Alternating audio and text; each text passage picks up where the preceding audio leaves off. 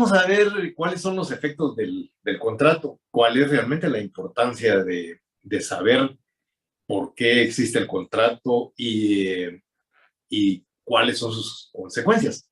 Cuando estamos hablando de efectos del contrato, pues estamos pensando siempre en que cuando hay un acuerdo de voluntades y esas voluntades son conscientes, son libres, son voluntades que crean obligaciones y derechos. Y entonces, cuando estamos hablando de los efectos del contrato, precisamente nos referimos a esas consecuencias, a esos derechos y a esas obligaciones que nacen precisamente cuando las partes celebran un negocio jurídico. Entre los efectos del contrato, vemos en el esquema que hay efectos para los contratantes y efectos para los terceros. Bueno, nosotros entendemos muy claramente que cuando estamos hablando de efectos del contrato, pues esos efectos del contrato tendrían que ir dirigidos específicamente a los contratantes, porque son ellos los que están dando nacimiento a derechos y a obligaciones. Pero vamos a ver que eventualmente también esos efectos se pueden trasladar hacia terceras personas. Entonces, cuando estamos hablando de los efectos directos, estamos hablando de los efectos que nacen, que se producen y que deben ser cumplidos precisamente por los contratantes. De ahí nace la norma pacta sunt servanda, una norma que nos indica que todo lo que las partes convienen entre sí es obligatorio, es ley, quiere decir eso. Norma pacta sunt servanda quiere decir lo que pacten las partes entre ellas es ley. Entonces, los efectos del contrato entre las partes son efectos obligatorios y son efectos que cuando se trata de cuestiones eminentemente personales, pues no va a tener ninguna trascendencia hacia otras personas. Pero cuando estamos hablando ya de derechos reales, entonces ahí vamos a ver que los efectos pueden ser erga omnes. Y cuando hablamos de erga omnes, no me refiero a que los efectos sean directos hacia todas las personas, no. Siempre entendemos que los efectos van a ser directos, van a ser obligatorios entre las partes. Pero cuando hablamos de derechos reales, les decía yo a ustedes, pensemos, por ejemplo, en un contrato de compraventa. Los efectos del contrato de compraventa efectivamente van a estar dirigidos hacia las partes, pero el resto de los hombres, por eso hablábamos de erga omnes, el resto de los hombres, el resto de las personas, pues vamos a tener de alguna manera efectos, pero estos efectos van o giran alrededor de el respeto hacia esos negocios y hacia el cumplimiento de algunas normas. Rubén Contreras menciona dentro de su libro el contrato de arrendamiento, y lo saco a colación porque es el libro que yo creo que casi todos están leyendo. Rubén Contreras menciona el tema del arrendamiento y dice cuando el inmueble es vendido. Bueno, el inmueble se vende, pero hay una obligación legal y es que mientras exista un plazo, el inquilino no puede ser molestado, no puede ser sacado del inmueble, es decir, se tiene que respetar ese plazo. Entonces ahí vemos cómo en un contrato de compraventa que debía de tener efectos jurídicos únicamente entre las partes, pues de alguna manera esas consecuencias legales van a bañar a otras personas, van a llegar a otras personas.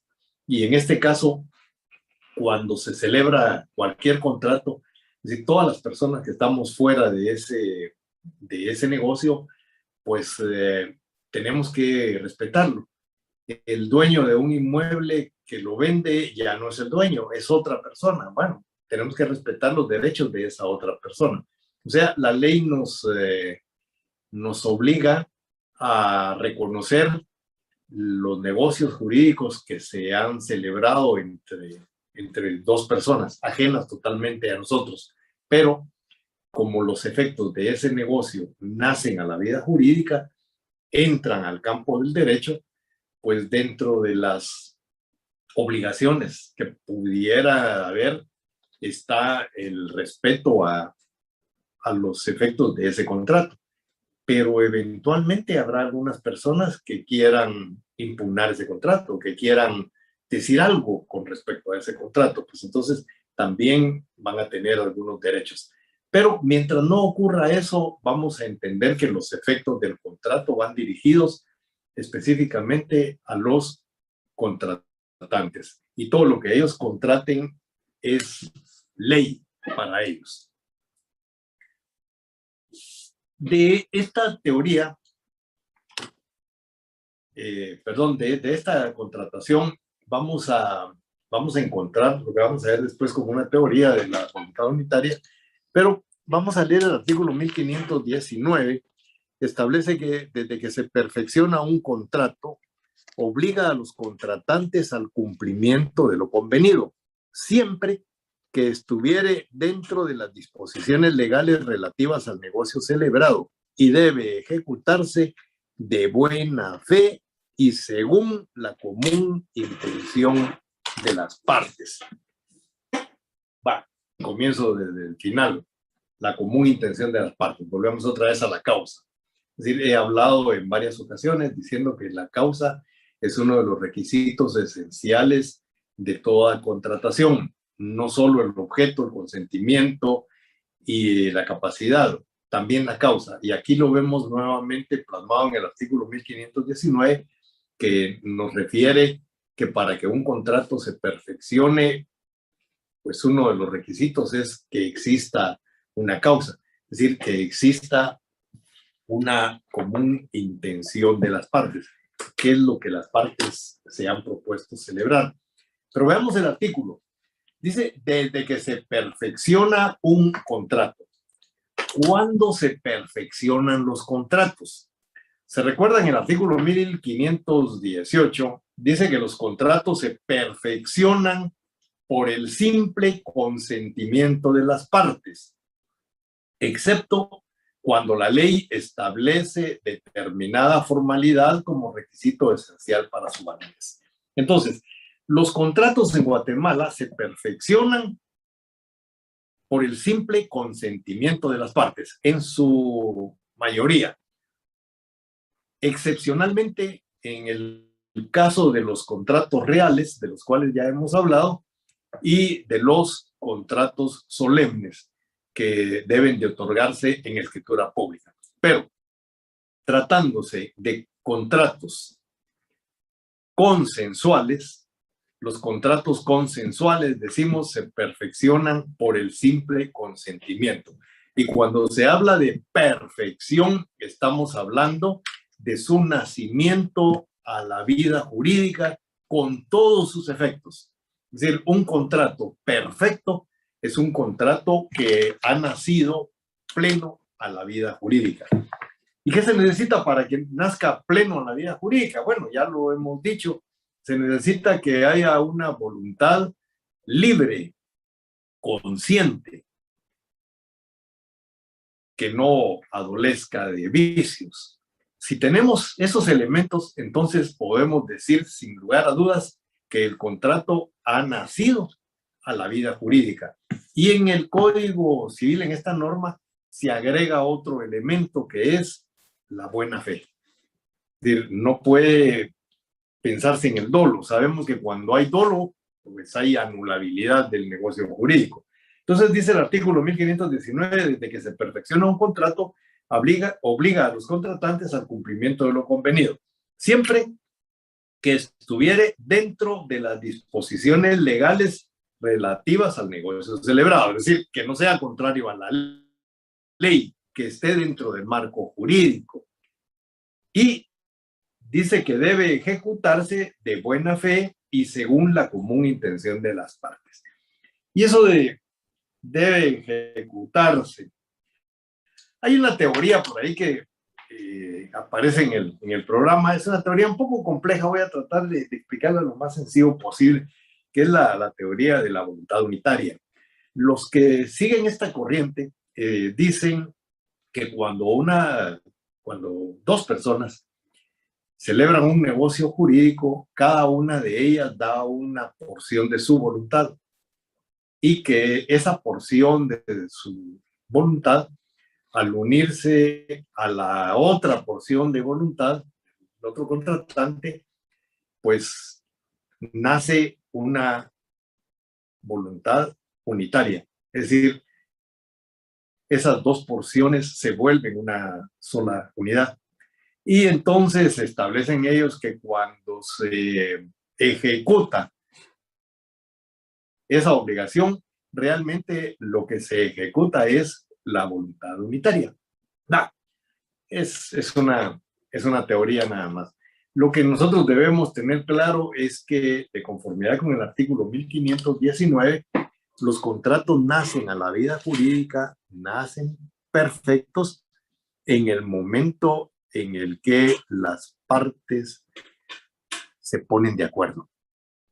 Salvo en aquellos casos, decíamos, que se trate de contratos reales, en los que no basta el consentimiento, sino que hay que hacer entrega de la cosa, o en los contratos solemnes, en los que las partes no pueden celebrar el negocio como ellos quieran, sino que debe ser en escritura pública. Y esa es precisamente la solemnidad del negocio. El artículo 1526, que nos habla sobre la autonomía de la voluntad de las partes, aquí no cabe. Decíamos que la autonomía de la voluntad de las partes nos permite contratar de la manera que nosotros querramos, en forma verbal, en forma escrita, o de otras, sobre algunas materias específicas que querramos. Pero recordemos siempre que cuando no contraría a la ley, cuando no contraría a normas prohibitivas expresas. Y en este caso, la ley establece la solemnidad de algunos contratos. Ya vimos cuáles son esos contratos, 1577, y luego pues, la lista que ustedes buscaron de los contratos que deben de otorgarse en escritura pública como requisito esencial de validez. Si no se otorgan de esa manera, vemos pues que no nacen a la vida jurídica. Entonces, los efectos de los contratos, en términos generales, diríamos que son para los contratantes, pero eventualmente podrían serlo para terceros.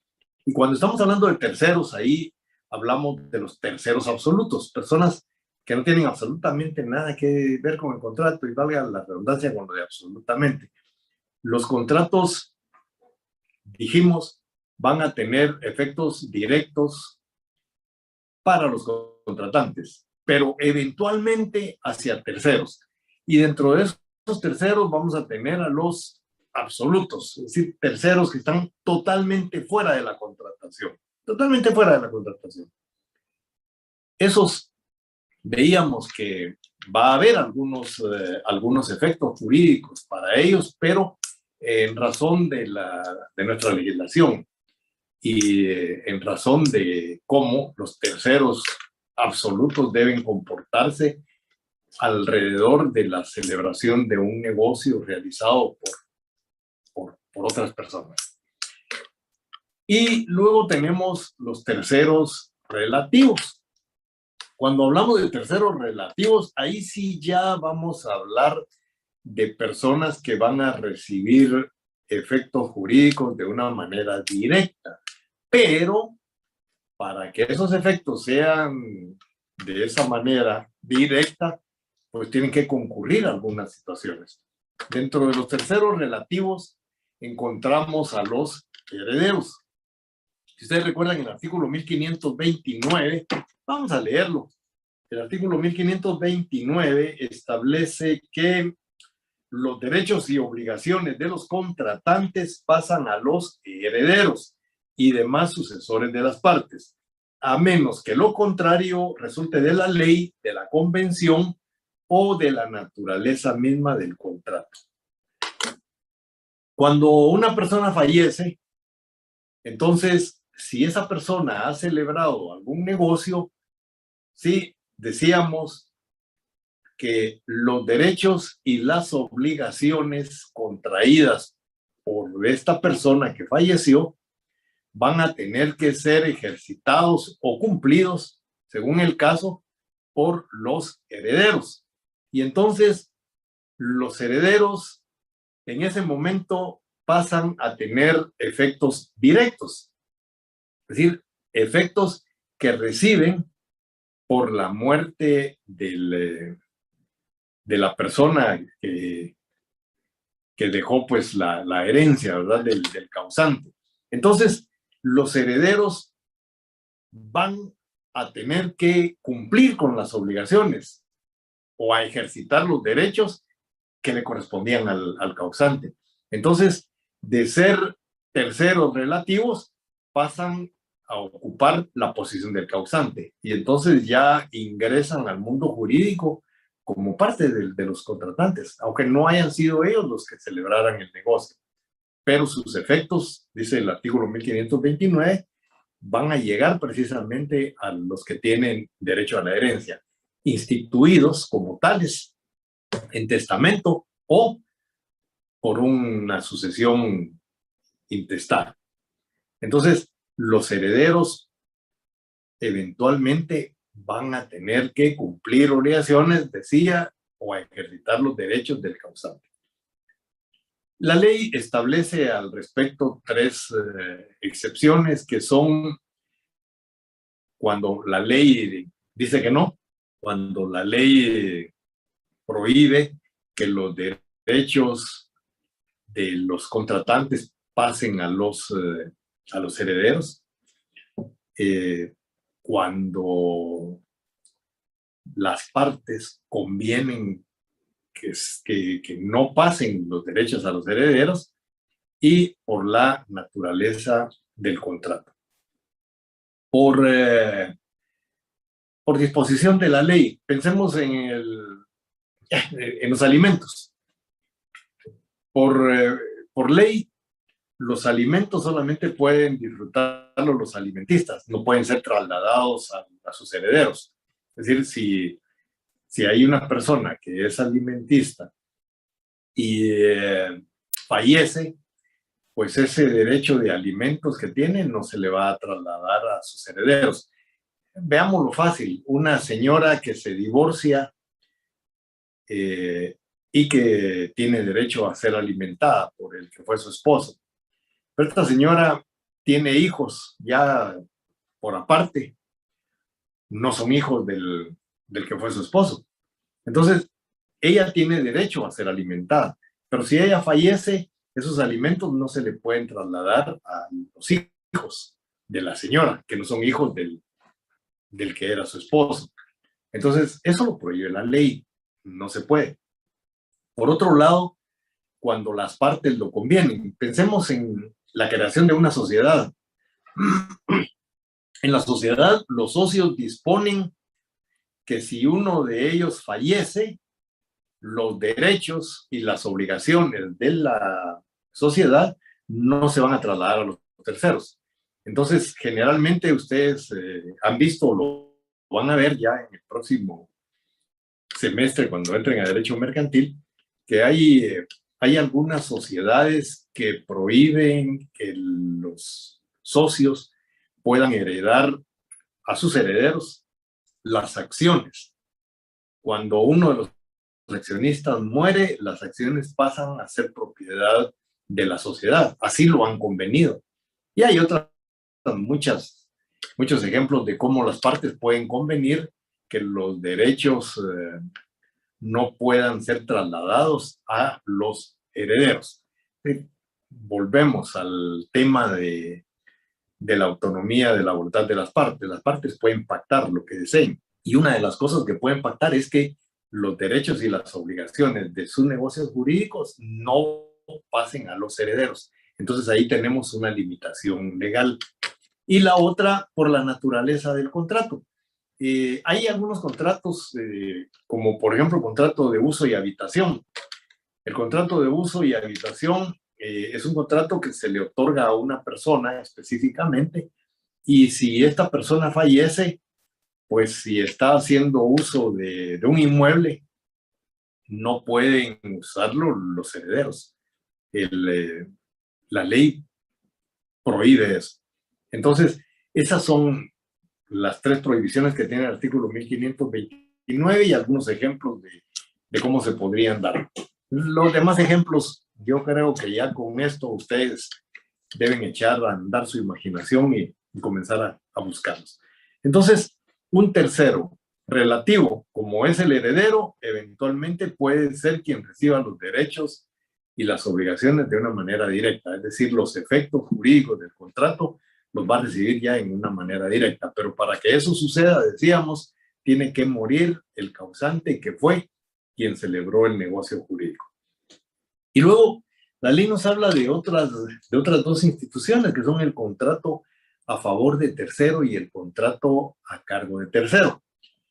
Esos son unos contratos no muy usados y que, la verdad, yo creo que por desconocimiento podrían ser muy útiles, de verdad, muy, muy útiles, especialmente cuando las personas no otorgan poderes especiales, no otorgan mandatos y salen del país. Vamos a ver cómo se resuelve eso.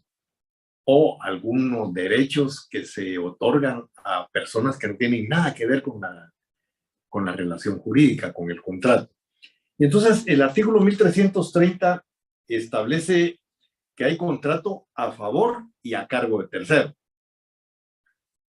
Dice, se puede prometer por el hecho de un tercero con cargo de indemnización si éste no cumple. La responsabilidad del promitente cesará desde el momento en que el tercero acepte la obligación. Voy a leer los tres artículos y luego los voy a explicar. El artículo 1531 dice: el que estipulare en favor de un tercero tiene derecho a exigir el cumplimiento de la obligación. El mismo derecho incumbe al tercero cuando así resulte del fin contemplado en el contrato. Y bueno, ahí luego voy a hablar sobre las normas generales a estos dos. Aquí encontramos precisamente los contratos a favor de tercero y los contratos a cargo de tercero. Cuando estamos hablando de un contrato a favor de tercero, dice la ley, cuando se estipula derechos a una persona que no tiene nada que ver con el negocio jurídico, una persona que está fuera del negocio jurídico, pero a esa persona se le están transfiriendo derechos, se le están otorgando derechos. El ejemplo fácil, clásico, es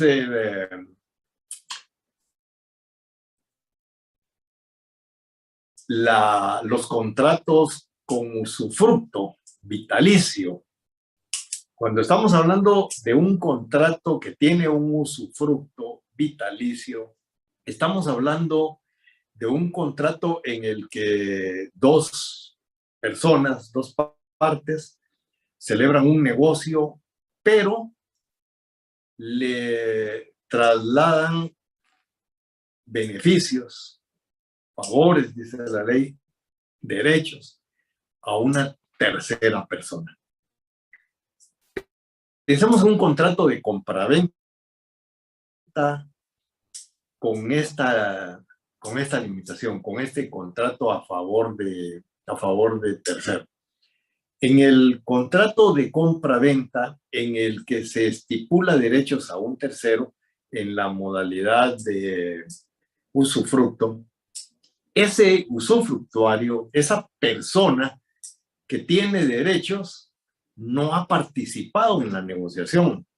En un contrato de compra-venta con usufructo vitalicio, ese tercero tiene derechos, pero ¿derechos a qué?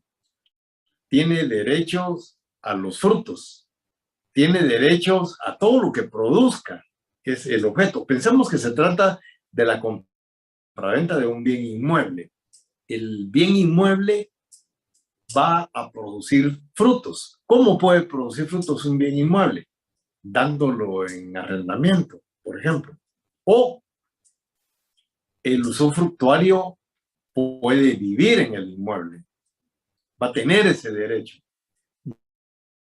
No es el dueño, desde luego que no. El dueño es quien lo compró, pero el usufructuario va a tener derecho a los frutos, va a tener derecho a poseer el bien, a disfrutar del bien, pero no va a tener libre disposición, es decir, no puede disponer de los bienes enajenándolos, no tiene ese derecho, pero limita también el derecho del comprador, que es el propietario, el que acaba de comprar el bien, que es el dueño, para que tampoco pueda venderlo.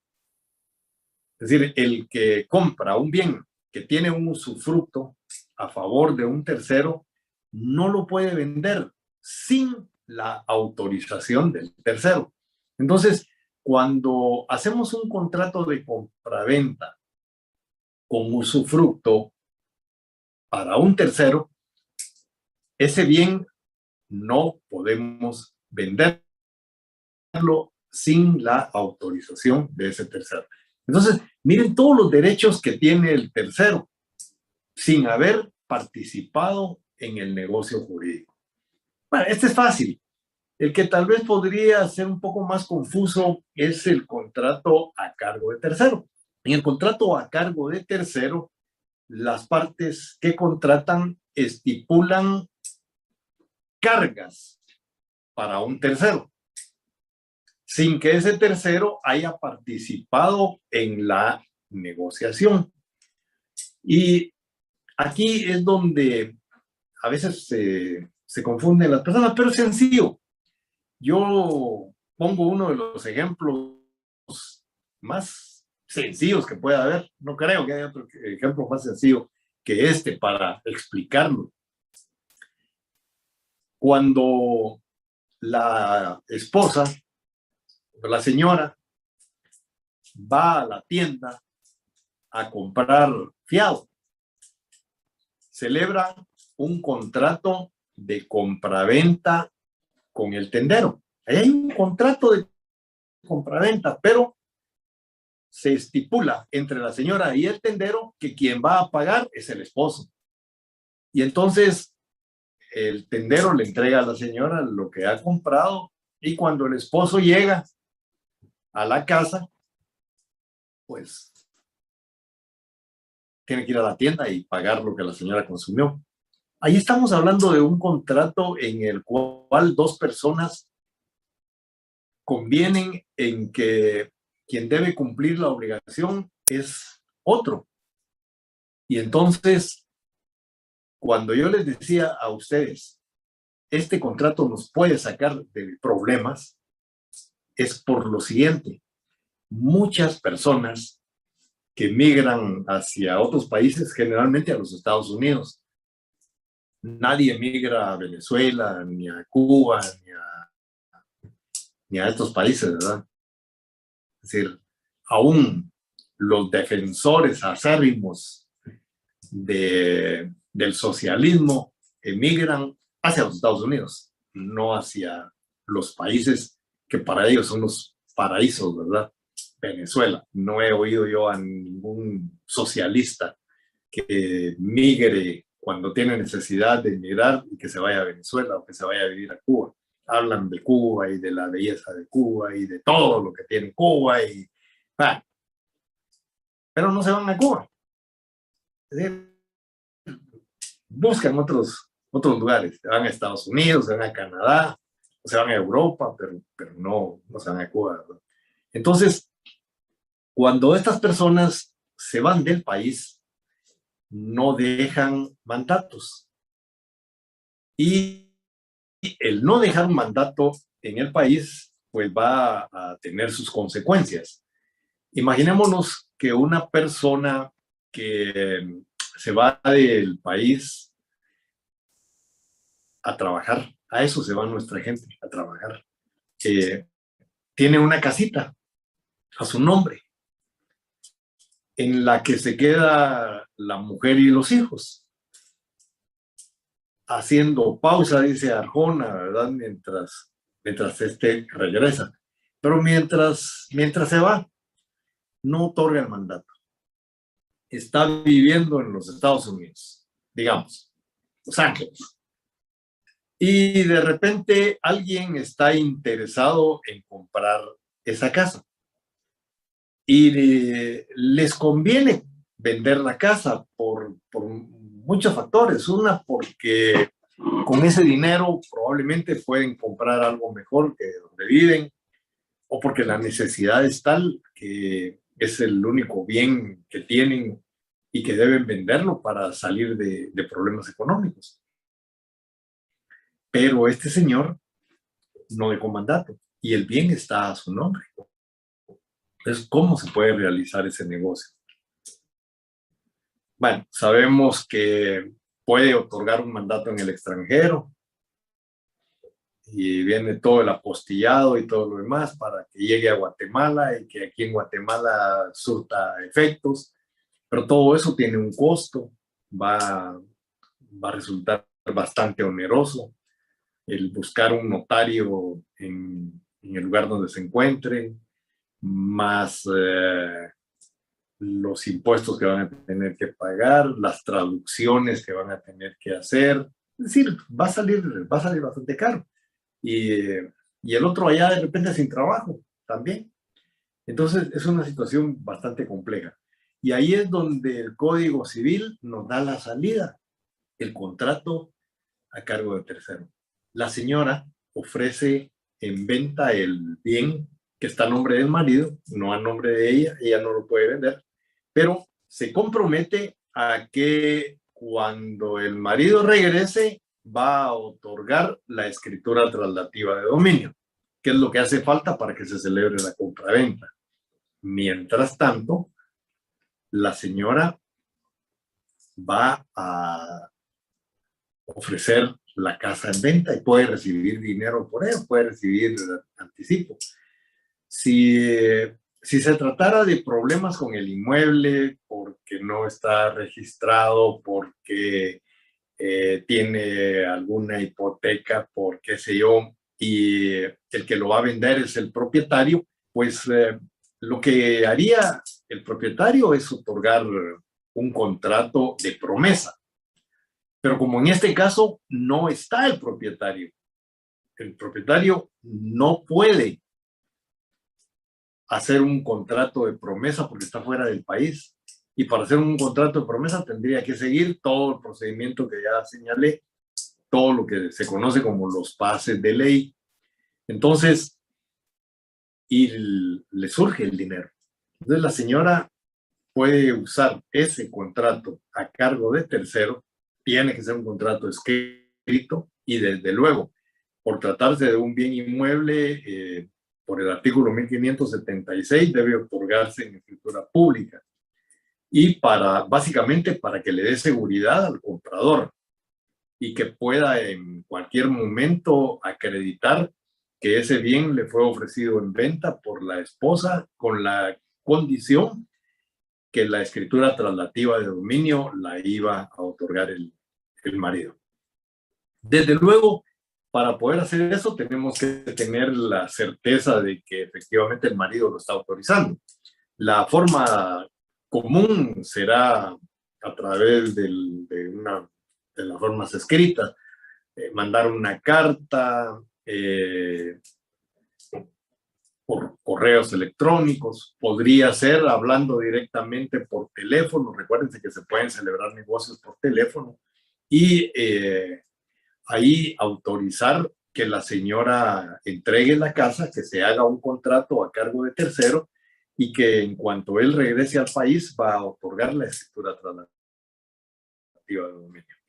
Entonces, de esa manera se puede resolver ese tipo de problemas. Y como miran ustedes, es una forma legal, es una forma rápida y es una manera de que la ley nos permite pues salir de cualquier apuro legal, porque este es lo más legal del mundo y es perfectamente efectivo. Decía que muchos abogados vieron esto cuando llevaron el curso, pero se les olvidó. No utilizan mucho esta figura, pero es una figura que puede ser utilizada y que, como les decía, nos va a sacar de bastantes apuros. Los siguientes artículos establecen que el que estipulare en favor de un tercero tiene derecho a exigir el cumplimiento de la obligación. Es decir, el que otorga un contrato a favor de un tercero puede exigir que se cumpla. El mismo derecho incumbe al tercero cuando así resulte del fin contemplado en el contrato. También el tercero beneficiado con ese contrato puede exigir el cumplimiento. El artículo 1532 dice, cuando se deja al tercero favorecido por el contrato el derecho de reclamar la ejecución de lo pactado, no dependerá del estipulante exonerar al deudor. El estipulante puede exonerar al deudor, sí, sí está pactado, pero si eso no se ha pactado, sino que por el contrario se le ha dejado la facultad de ejecución del contrato al tercero, entonces el tercero tiene todo el derecho de ejecutar y de ninguna manera se puede exonerar al deudor de ese cumplimiento. El artículo 1533 dice que el estipulante puede reservarse el derecho de sustituir al tercero designado en el contrato, independientemente de la voluntad de este y del otro contratante. Fíjense bien en esta norma. Ya puse un caso sobre esto. Algunos se me confundieron. No sé si en este segundo parcial ponga un caso relacionado con esta norma. Y ustedes no se van a confundir. El estipulante se puede reservar el derecho de sustituir al tercero designado en el contrato. Dejo como beneficiario al señor o a la señora fulana de tal o fulano de tal, pero me reservo el derecho de sustituirlo. Es decir, yo puedo dejar como beneficiario a un tercero, pero me puedo reservar el derecho de sustituirlo y en su lugar poner a otro. Es decir, es el derecho que me estoy reservando. Si no me reservo ese derecho, no puedo hacerlo. Es decir, si ya designé a una persona como beneficiaria de un contrato a favor del tercero, no puedo sustituirlo. Puedo sustituir al tercero, dice la ley, únicamente si he hecho reserva de este derecho. Bueno, y con esto pues terminamos lo que son los efectos del contrato. Solamente nos queda el artículo 1534, que dice que los que celebren un contrato están obligados a concluirlo y a resarcir los daños y perjuicios resultantes de la inejecución o contravención por culpa o dolo. Norma pacta sunt servanda. Lo que las partes han pactado es ley entre ellos. Y el artículo 1534 nos hace énfasis en eso. Los que celebren un contrato están obligados a concluirlo. La obligación de las partes es concluir el contrato que se ha celebrado. De lo contrario, van a tener que resarcir daños y perjuicios. Si no cumplen con el contrato, tendrán que pagar daños y perjuicios. Bueno, ahí terminaba la primera unidad y entramos a la segunda unidad, que es la ineficacia del contrato. Esta es la unidad más más bonita, diría yo, de las que vamos a ver, pero es la más compleja, es la que nos da pues un poquito de trabajo, hay que pensar mucho.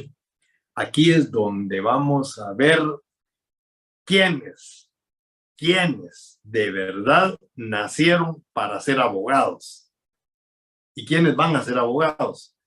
Pero la diferencia está entre quienes manejan el derecho, pero sobre todo quienes tienen desarrollada su lógica jurídica. Aquí vamos a encontrar realmente el meollo de todos los problemas que se van a suscitar en la contratación y de qué manera se resuelven. Cuando vemos la ineficacia de los contratos, nos estamos adentrando precisamente en el corazón, porque recuérdense ustedes, todos los conflictos, todos los problemas que se den dentro de la contratación van a ser por el incumplimiento de las obligaciones. Y entonces vamos a ver en esta unidad cómo es que los contratos se vuelven ineficaces, precisamente por todos esos problemas de incumplimiento que vamos a ver. Entonces, veamos el esquema, por favor.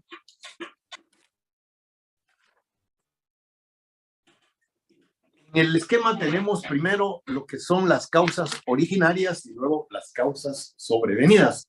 Cuando estamos hablando de causas originarias, nos estamos refiriendo a aquellos defectos en la contratación que se producen en el inicio de la misma, cuando las personas están contratando. ¿En qué casos son originarios esos defectos? Bueno, ya ustedes me van a entender cuándo. Son originarios esos defectos, primero, cuando son contrarios a la ley, cuando son contrarios al orden público, o cuando les hace falta un requisito esencial de validez, objeto, capacidad, consentimiento y causa. Hemos visto que la causa anula la falta de causa anula los negocios. Entonces es un elemento esencial de validez. No puede faltar en ningún contrato. Cualquiera de esos elementos que falte en un contrato da lugar a la nulidad absoluta. Y entonces cuando estamos hablando de causas originarias, nos estamos refiriendo precisamente a las causas que dan origen a la nulidad absoluta. Es decir, todos los contratos que adolecen de nulidad absoluta, la causa está en el principio, en el inicio, en el momento mismo de la celebración. Pero luego están las causas sobrevenidas. Las causas sobrevenidas se van a dar precisamente cuando una de las partes invoque uno de los vicios de consentimiento. Ya nosotros vimos que el código habla de vicios de declaración de voluntad y dice que son el dolo, el error, la violencia y la simulación. Pero también dice que son vicios de consentimiento y yo ya aclaré cuál es mi posición con respecto a los vicios de consentimiento y a los vicios de declaración de voluntad. Pero esas son causas sobrevenidas. ¿Por qué sobrevenidas? Porque esas causas, si bien es cierto, están presentes desde el momento en el que se celebra el negocio, es hasta que una de las partes que la invoque que el negocio pierde eficacia. Hemos dicho que los negocios que adolecen de vicios de declaración de voluntad o vicios de consentimiento nacen a la vida jurídica con el vicio, pero solamente va a ser anulable el negocio si una de las partes impugna ese negocio. Si no impugna el negocio, pues el negocio va a continuar y va a tener vigencia sin ningún problema. Entonces, por eso decimos que la causa de la anulabilidad es sobrevenida. Sobrevenida porque es hasta que una de las partes, la que la plantea, que el negocio va a perder eficacia.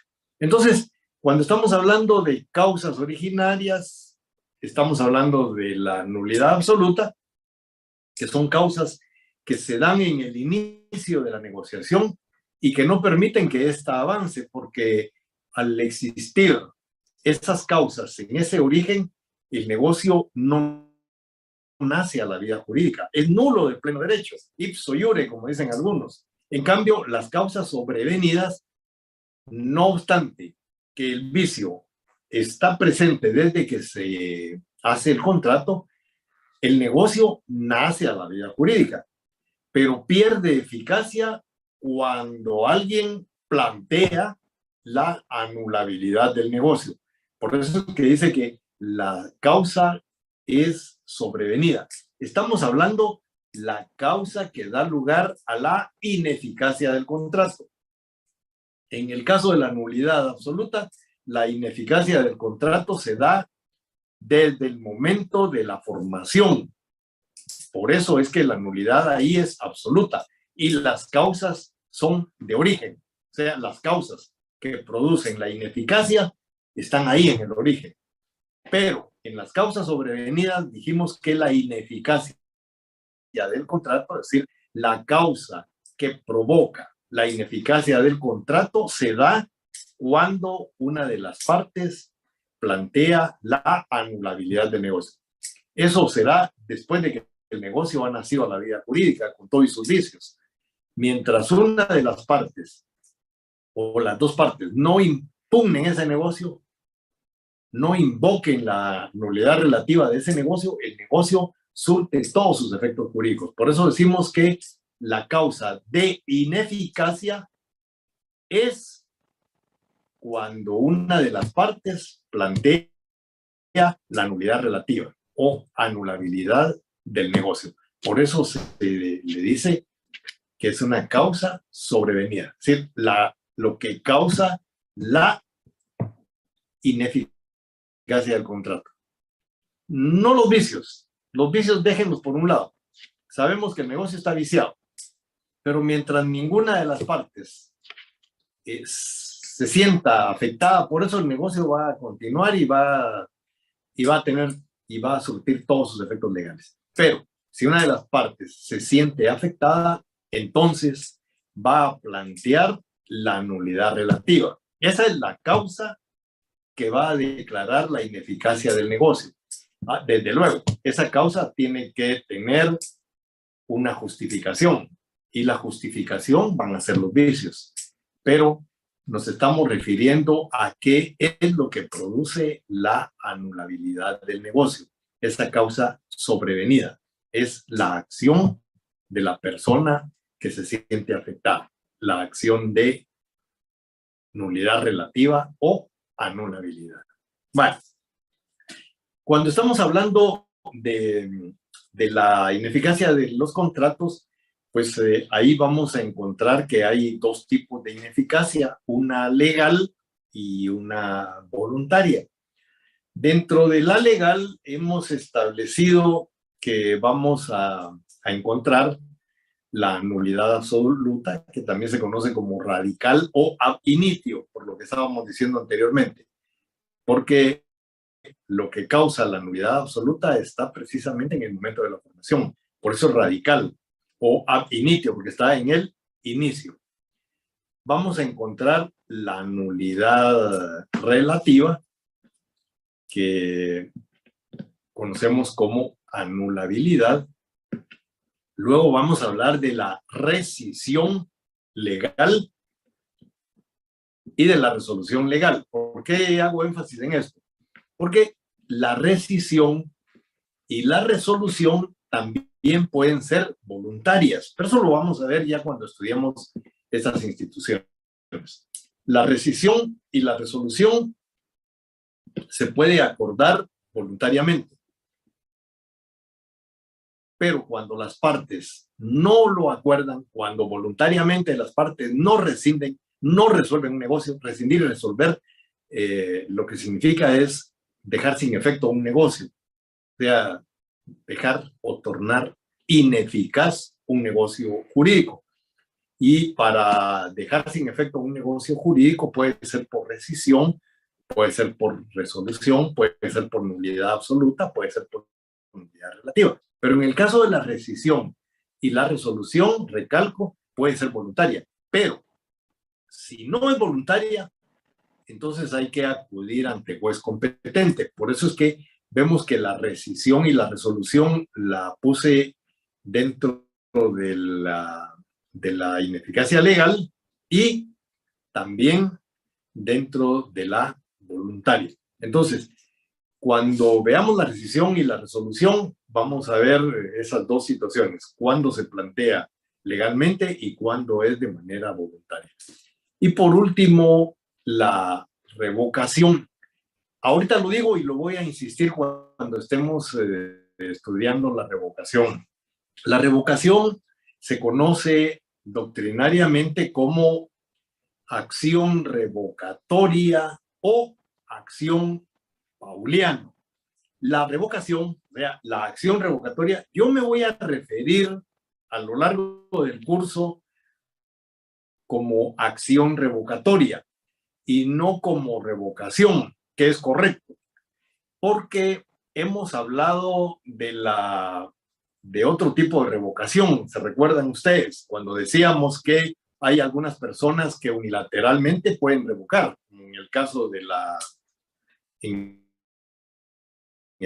la oferta, el que ofrece algo puede revocarlo, como en el caso del mandato. Vamos a ver que el mandato es evidentemente revocable, se puede revocar, pero aquí no nos estamos refiriendo a ese tipo de revocación. Por eso es que cuando estamos hablando de la revocación como una de las instituciones que vuelven ineficaz un contrato, nos estamos refiriendo a algo totalmente distinto. Y para no confundirnos, entonces suelo llamarle la acción revocatoria, como dice la doctrina, y eventualmente como la acción pauliana. Entonces, con estas instituciones, pues vamos a llegar al final de la segunda unidad para entrar de lleno al segundo parcial y luego pues entramos ya a ver los contratos particulares, a ver hasta dónde llegamos. Ojalá ya no haya más interrupciones. Entonces, con esta explicación los dejo y nos vamos a responder cualquier duda que tengan. La próxima clase es la nulidad. Ya ustedes saben bastante de la nulidad, pero la vamos a tratar de desarrollar un poco